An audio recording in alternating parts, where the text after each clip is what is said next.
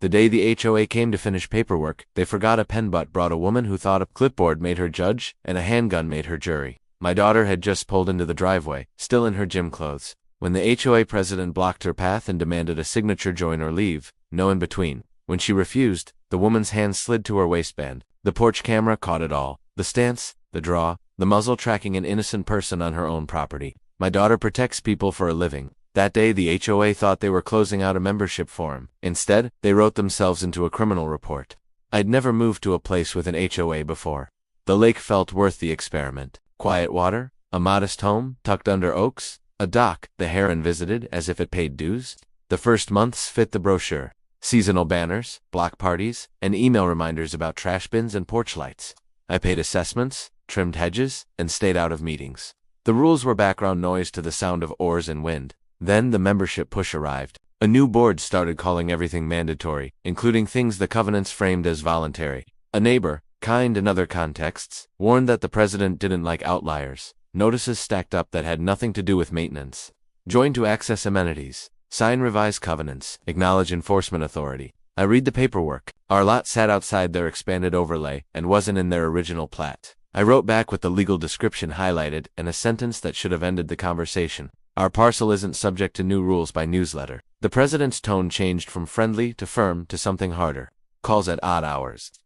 Courtesy visits from the compliance committee. A strange fixation on our driveway schedule. My daughter, who visits several nights a week, noticed a car idling at the corner when she left after dark. She shrugged it off the way people in her line of work politely sidestep attention until attention demands more. She never flashes her role around here. She's not a uniform on a porch. She's an off-duty family. The badge lives where it should in a slim leather case clipped to her belt when she leaves and locks away when she asks home. The only time it comes out in public is when the law needs a second set of eyes to see the truth faster.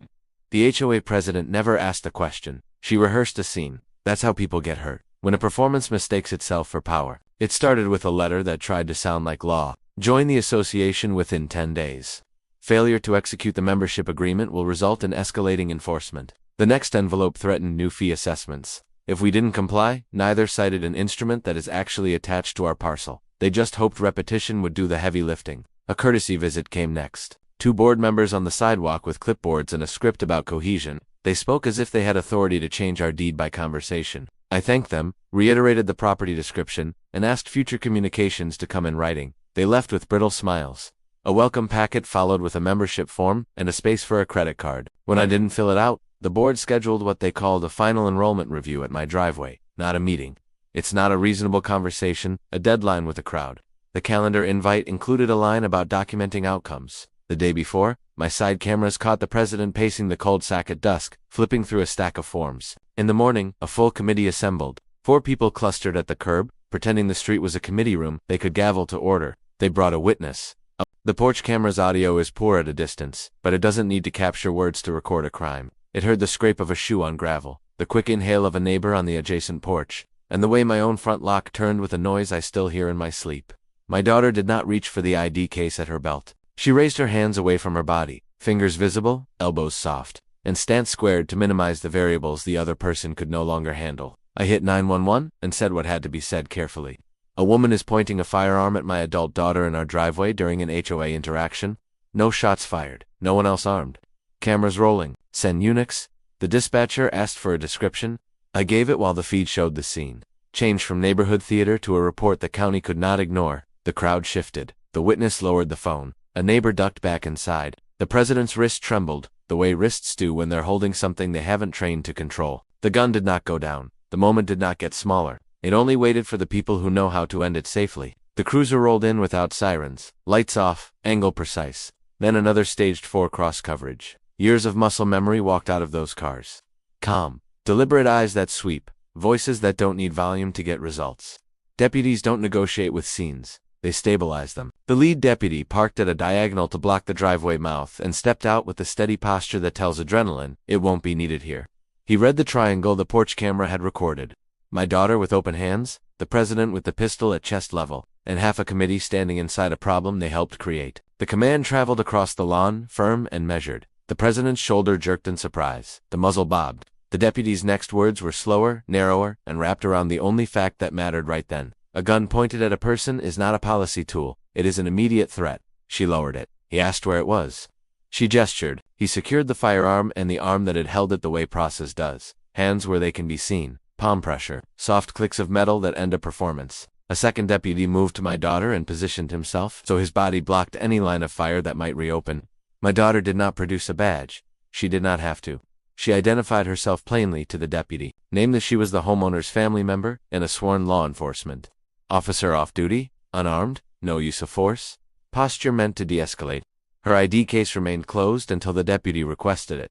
When he did, she presented it slowly, hands recorded by 2 cameras and 2 sets of eyes trained for exactly this moment. The porch camera saw the law take over. The pistol unloaded, a chain of custody, the witness separated from the committee. The president placed in the back of the patrol car, not because outrage demanded it, but because facts and statutes did. Brandishing assault with a deadly weapon, menacing, unlawful carry if her permit wasn't in order, trespass if her feet had crossed where she had no right to be. The charges would sort themselves, but the words were already moving toward ink. Neighbors watched the way people watched. Lightning strike a tree. They planted shock, a little grief for the old shade, relief that the fire burned out fast. The deputy walked the camera angle with my daughter, then with me. We played the footage on the porch tablet. The muzzle tracked innocence in high definition. The deputy's pen wrote the only version of the story that would matter later, the one that could survive silence and a closed door. They asked if we wanted to pursue charges beyond the state's questions. I looked at my daughter and saw the quiet gravity of a person who knows that the best kind of justice is the kind that makes the next moment safer for everyone, including the person who just wrecked this one. We nodded. The deputy wrote. The case number began to carry weight. The sheriff's office moved faster than any HOA letter ever did. A detective collected long clips, short clips, timestamps, and the small details that make intent visible. The president's hand under the cardigan, the muzzle tracking a target that never threatened, and the sound of my 911 call landing inside, record that is bigger than any street rumor. By afternoon, the booking log showed what the porch camera had recorded in the first minute. An arrest for assault with a deadly weapon, brandishing, and trespass. The HOA released a statement as careful as a cat on a counter. Personal actions ongoing investigation. Safety remains our priority. The committee resigned by degrees. The membership push webpage disappeared. The volunteer who had filmed suddenly preferred privacy. The neighbor who had signed up for compliance duty brought a pie and an apology that sounded like a learned line. We didn't think it would go that far. Violence always thinks it will need a bigger reason than the one it already grabbed. It never does. We rewired normal. My daughter went back to being family in the driveway, not a badge in a story. The lock on the side gate got a new habit. It catches every time now. The portfolio on the foyer table holds a different stack. Camera documentation, deed copies, a printout of the code that defines assault, and a single page that explains where HOA covenants end when they meet land records and criminal statutes. When people ask for advice, we hand them that page and say, start here. The lake returned to its routine. The heron treating our dock like it pays. The mortgage. The oaks keeping their counsel in wind. The association still throws seasonal parties and sends reminder emails. They haven't come back with forms. Instead, a younger board member reached out, asking if the new group could borrow our documentation checklist for future interactions. A small gesture, but a meaningful one. The lesson fits in a single line, heavier than any speech. Rules aren't law, titles aren't training. A gun isn't governance. If anyone ever tries to use a weapon to write policy in your yard, end the scene safely. Keep the footage. Let the law write the final sentence. When faced with a muzzle, you don't argue, make the call. Hold your ground, and let the statute finish the story.